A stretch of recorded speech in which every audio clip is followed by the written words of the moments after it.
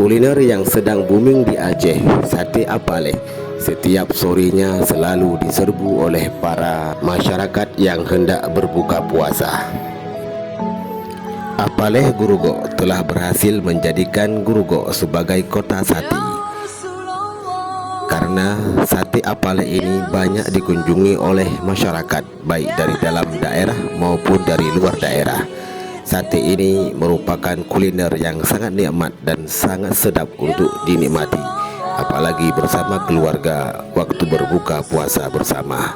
Selamat menikmati dan semoga menjadi puasa yang bermanfaat bagi kita semua, untuk menyucikan hati kita dan mengendalikan diri kita daripada hawa nafsu duniawi.